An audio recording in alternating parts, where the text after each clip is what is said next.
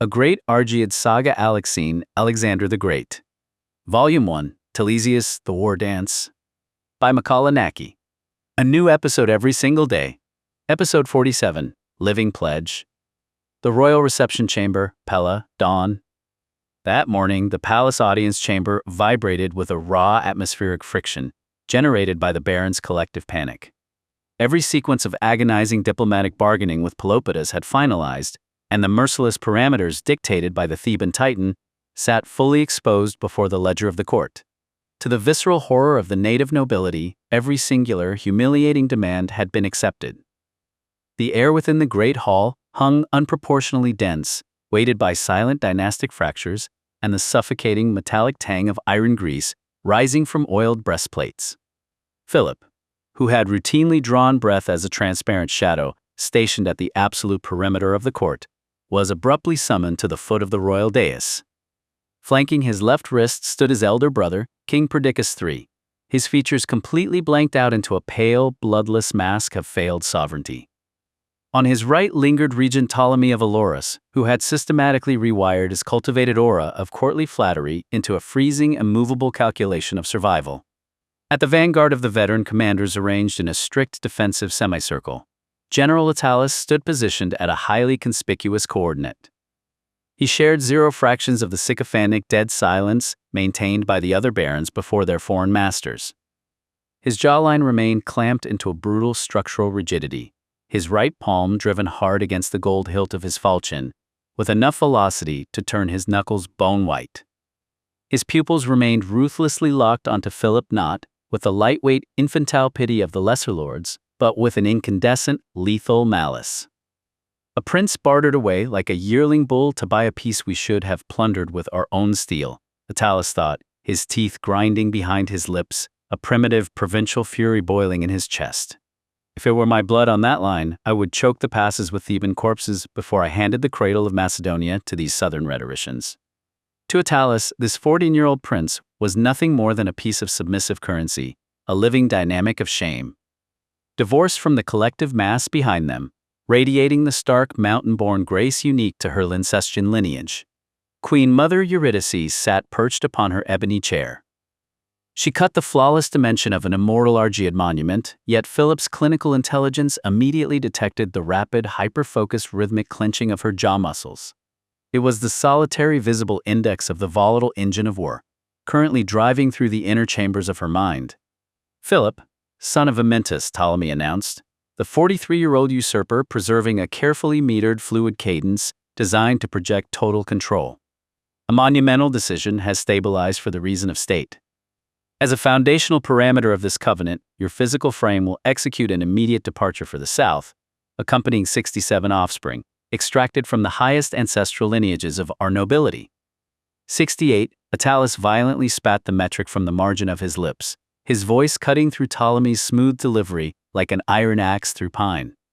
The heavy, unpolished resonance generated by the 22-year-old warlord caused the surrounding lords to instinctively contract their perimeters, drawing away from his volatile presence. 68 sons of the elite companions, heteroi, are being systematically surrendered into the palms of those foreigners, Attalus snarled, his gaze sweeping the room with blistering contempt. Traded away like common livestock engineered for the sacrifice, while we play at being kings in a house without walls. Perdiccas finally ruptured his internal deadlock. The voice of the 17-year-old sovereign was thin, pitch-strained, and balanced on the absolute edge of a psychological fracture.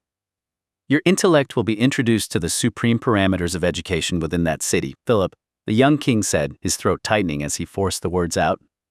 Those assemblies constitute the most illustrious and noble academics walking this earth.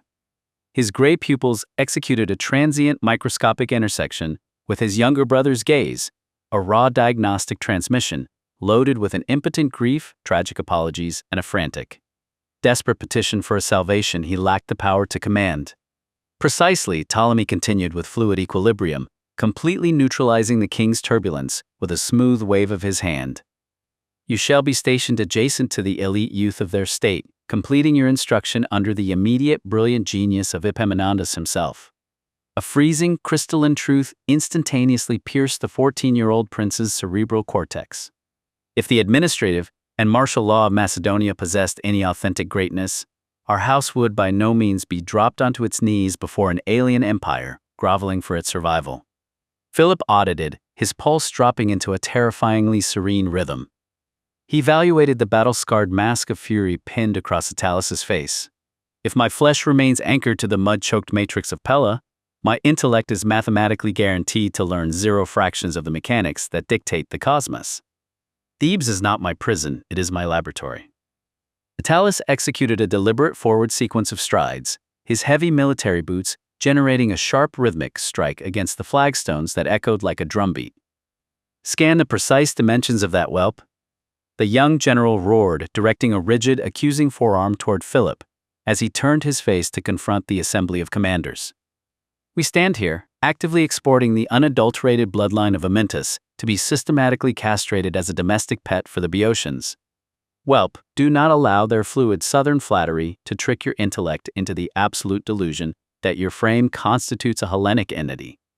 If your marrow retains a solitary echo of the martial mass wielded by your biological father, you'll toss the hours required to memorize their poetry to the dogs. You will focus the totality of your intelligence to clinically compute a solitary ledger, the exact mathematical calculation of their spears. This child shall flawlessly execute both parameters, General. Eurydice's voice cut through the grand hall like a razor-thin blade drawn aggressively across a sharpening stone, honed, freezing, and carrying an absolute sovereign authority that stopped Atalus in his tracks. She rose from her seat, executing a rapid, majestic descent from the royal dais. The sea of barons split before her path like a receding tide, instinctively dropping onto their knees. She halted exactly one heartbeat from Philip's chest, her immense shadow of grief completely shielding the boy's frame from the surveillance of the room. She extended her hand, her fingertips tracing a slow, microscopic sequence across her son's bruised cheekbone, her touch light yet grounded with an immense, unyielding mass. This boy carries the unadulterated blood of the Argead house, she declared, pivoting her pupils toward Atalus to launch an overt, crystalline challenge that forced the young general to hold his breath. He departs for Thebes by no means to execute a submissive surrender before their gates, but to be flawlessly forged into the ultimate weapon of state. Let those high-ground Greeks demonstrate the absolute structural integrity of their fortifications and the exact reach of their spears before his pupils. She compressed her stance, dropping her voice into the low friction of a conspiratorial whisper engineered exclusively for the prince's ears beneath the cover of her veil. Enter the matrix of their academy, Philip. Become their supreme, indispensable companion, she breathed, her words vibrating with a dark, intoxicating, maternal iron. But carve this calculation deep into your bone. Only the man who navigates a house under the posture of a guest, while systematically dissecting its structural parameters and mapping its entire layout, retains the capacity to one day turn inward and reduce that architecture to absolute ash. Philip executed a slow, deep inhalation, locking the cold, metallic environment of the hall into his lungs. My preparations are finalized, the 14-year-old voice announced, possessing an uncanny, sudden tranquility overlaid by an immense architectural stability that instantly overawed the collective mass of the hall. The line is ready. Atalus executed a solitary, microscopic tilt of his neck, an overt diagnostic sign of structural recognition. The boy had finally computed the authentic math of the cosmos. The universe is an unyielding, merciless slaughterhouse. Philip would by no means terminate his timeline as a common piece of hostage currency. He was poised to plunder the absolute blueprint of how they had systematically pulverized the myth of Sparta.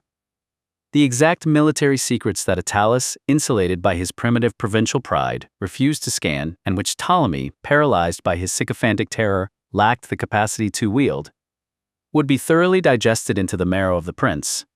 Pelopidas, operating with the clinical efficiency of a commander who computed that zero margins of time remained on his ledger, mobilized the army. The absolute weight of the Theban hegemonia had severely stretched and diluted their domestic military resources across the map. To the south, Epaminondas was consuming the totality of his intellect to anchor a new matrix of alliances, attempting to counter the desperate, volatile friction of a dying Sparta. Further to the north, a serpent named Alexander, tyrant of Phaerae, was actively recoiling his predatory battalions across the bedrock of Thessaly. To permit a solitary day of latency within the borders of Macedonia was equivalent to tossing the supreme geostrategic interests of Thebes into the gutter. The massive imperial marched toward the south, engineered to rewrite the structural equations of the known world, initiated its heavy, calculated movement. Lysandra stepped into the kitchen, a space recently requisitioned from the financier's estate, and the air hit her like a physical assault. It was thick with the cloying scent of searing fat, heavy wine, and the frantic, arrogant energy of men who measured their worth by the volume of their output. Cooks, salvaged from the household staff, were busy roasting a succulent leg of lamb, the juices sizzling into the coals with a reckless, wasteful intensity. Beyond them, the transformation of the storeroom was underway, a frantic, rhythmic procession that felt more like a supply chain for a siege than a pantry. A constant stream of porters moved through the side entrances, their backs bowed under the weight of their burdens. Crates of vegetables, winter squashes, firm leeks, and dusty root parsnips were stacked floor to ceiling, the crates groaning under the density of the harvest. Behind them, heavy wicker baskets of dried fruits sat ready, destined to be softened into the medicinal jellies Lysandra required. Large, brine casks of salt-cured fish, sourced from the Piraeus docks, were rolled into the cool corner of the chamber, their pungent, oceanic saltiness cutting through the heavy aroma of roasting meat. To the side, delicate amphorae of wine, sealed with wax and marked with the financier's own signet, were stacked in orderly rows alongside fresh carcasses of game birds hung to age in the larder's shadow. It was an inventory of excess, a display of wealth that Lysandra viewed with cold, calculated detachment. She watched a sous chef, a man with shoulders as broad as an ox, drag a heavy side of beef onto a slab, his knife gleaming with an aggressive sharpness. He moved with a brutal, masculine speed, carving thick, heavy slabs of meat intended for the high-heat spit. To him, this was a domain of conquest. He measured his mastery by the volume of protein he could render into grease and smoke. Her stomach turned.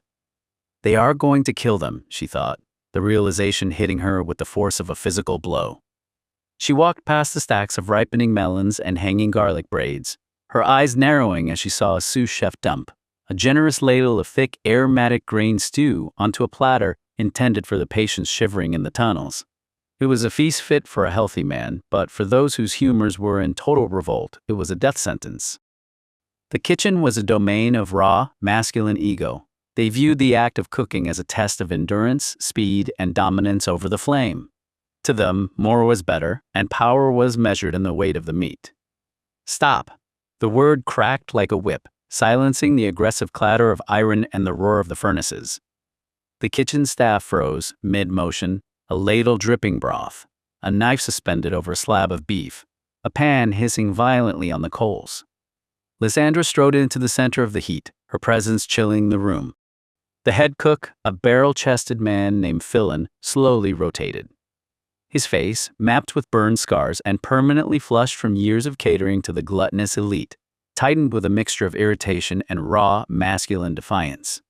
"Do you intend to feed them, or do you intend to poison them?" she demanded, her voice dropping to a low, dangerous register that seemed to vibrate against the stone walls.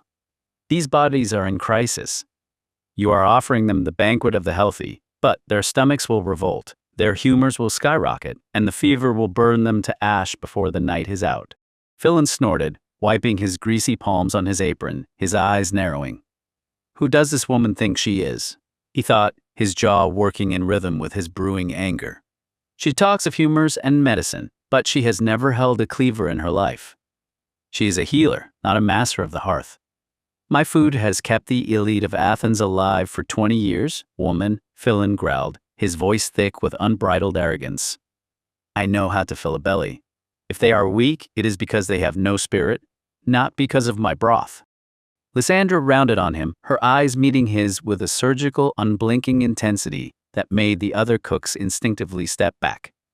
He thinks his experience is a shield, she noted, watching the way he stood, shoulders back, chest puffed, every movement calibrated to assert dominance.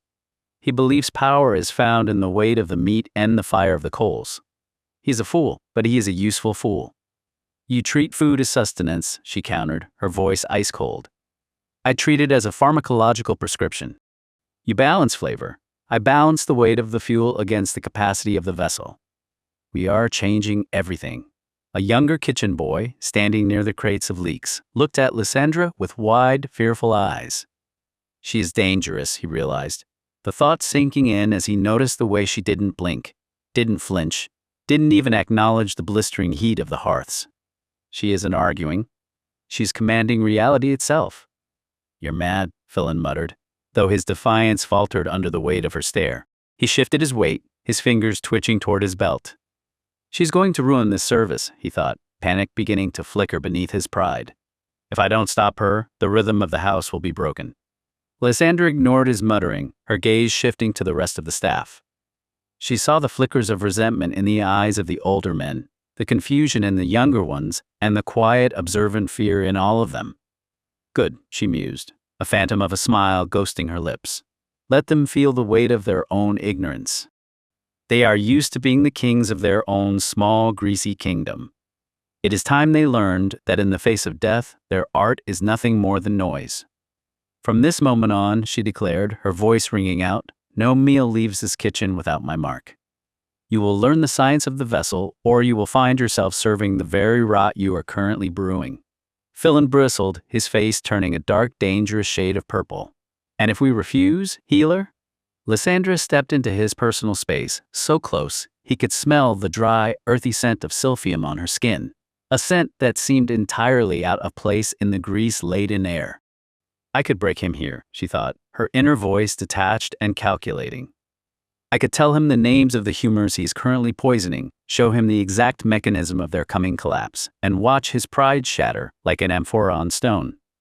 If you refuse, she whispered, her voice barely audible over the crackling fire, you will not only be responsible for the deaths of these men, you will be the ones who provide the evidence of your own incompetence. Do you truly wish to be the architect of a slaughter?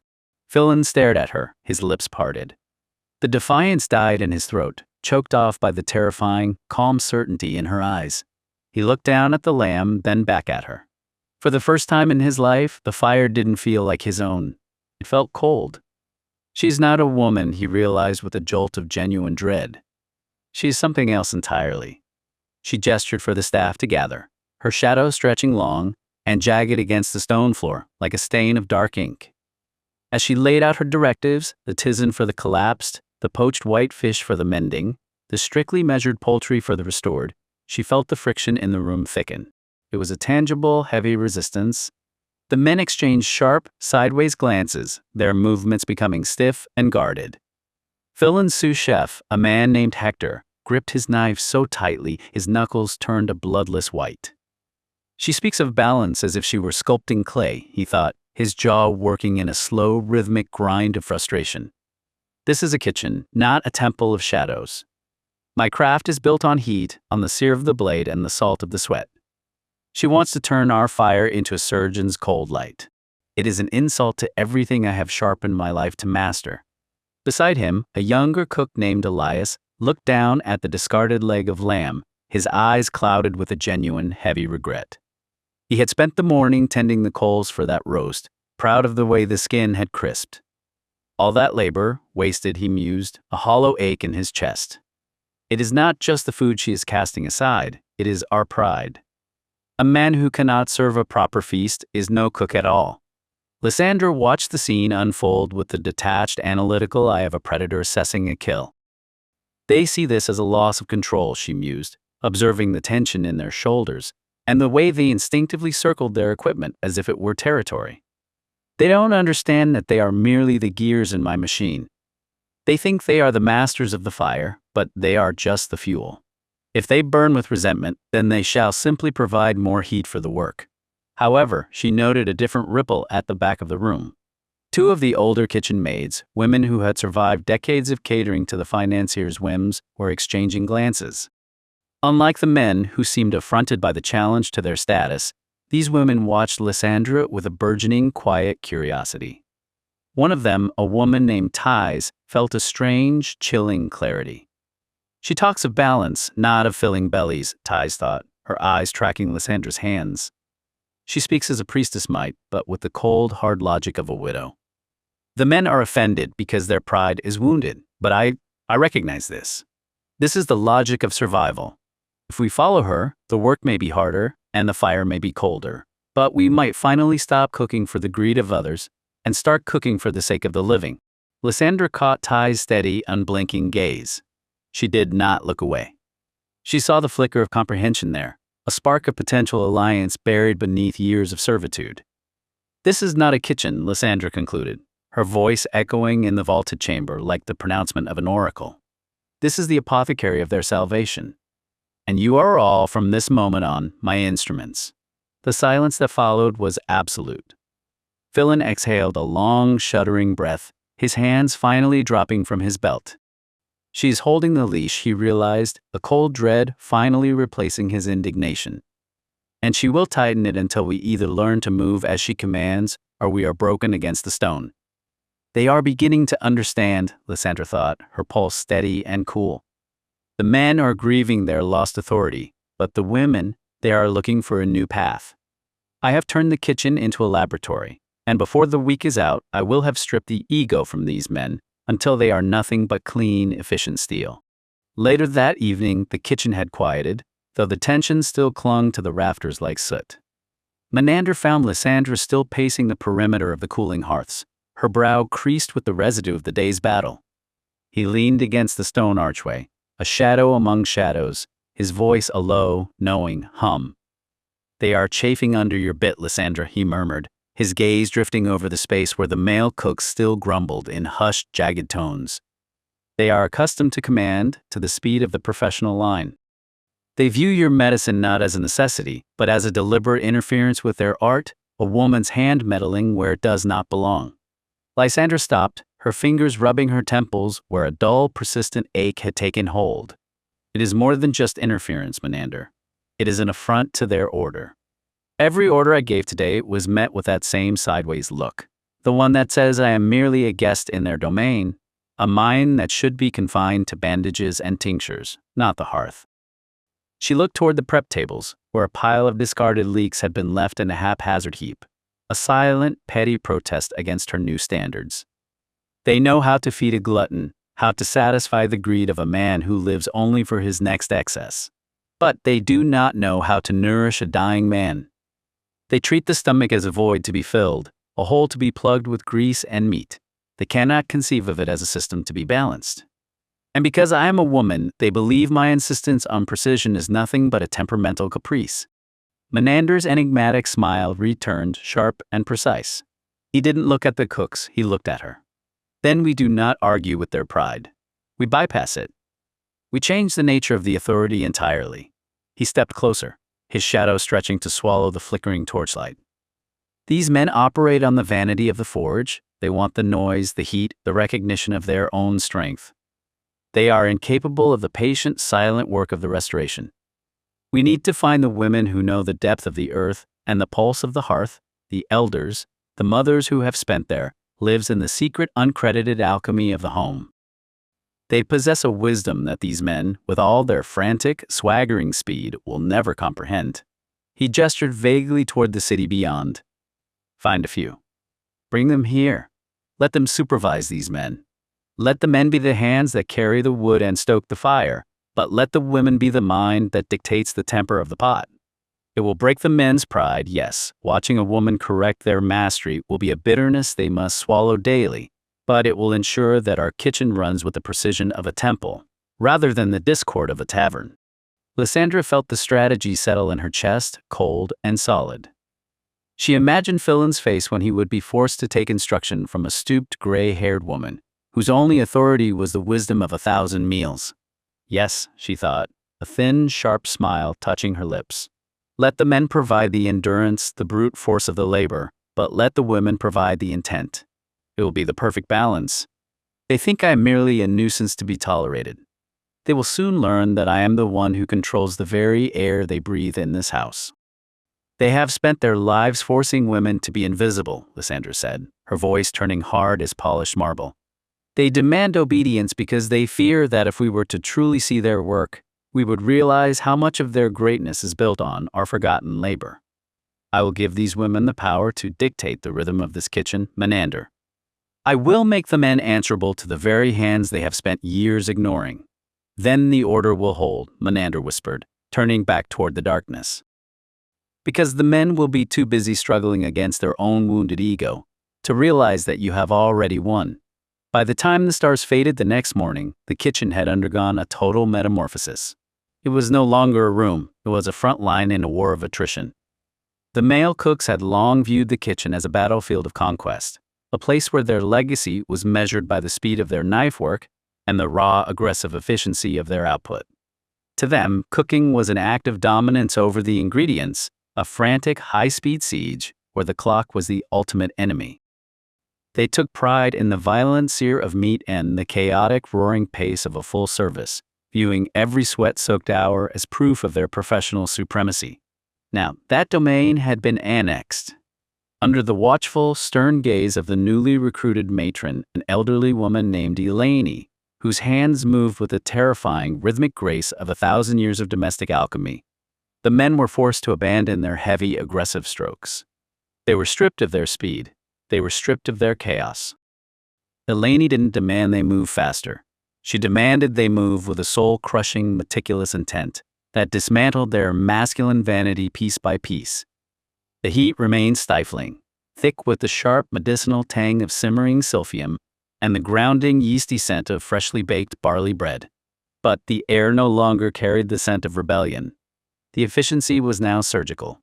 In one corner, a team of assistants, men who had once prided themselves on the manly work of butchery, were now reduced to a steady, grim percussion, crushing dried fruits into thick, translucent, jellied concentrate.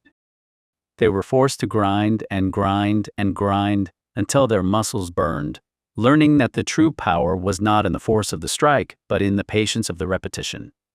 Careful with the heat, boy. ALEXEIN's voice cut through the steam like a cold razor, calm and unwavering. The sous chef, Hector, flinched as she tapped his wrist with a wooden spoon. The spirit of the root is fragile. If you burn it to satisfy your own need for speed, you kill the cure. You are not conquering the vegetable, you are serving it. Hector's jaw worked, his eyes burning with the humiliation of being lectured by a woman half his height, but he lowered his head. He had to. The rhythm of the room had changed. It was no longer his rhythm. It was a slow, agonizingly precise heartbeat that made his desire for efficiency look like the clumsy incompetence of a child. Lysandra stood in the center of this new chaos, observing the shift with a detached, chilling satisfaction. She watched the man who had once been so defiant, Philon, the head cook, now lowering his head in silent, obedient focus, carefully adjusting the flame under a delicate broth. It was no longer a theory. It was a living, breathing machine of her own design. She had turned their battlefield of conquest into a theater of submission. She watched as they loaded the heavy, insulated clay pots onto carts. There was no longer the arrogant shouting or the reckless throwing of pans. There was only the sound of a well-oiled mechanism. The symphony of control vibrated in the very air, a constant, low-frequency hum that signaled the total erasure of the men's former pride. The beast has been fed, he thought, the cold electric triumph rising in her. She looked at Philon, the man who had once stood toe-to-toe with her, demanding his authority, now reduced to measuring pinches of herbs with trembling, subservient precision. And through this discipline, they are all becoming part of the miracle.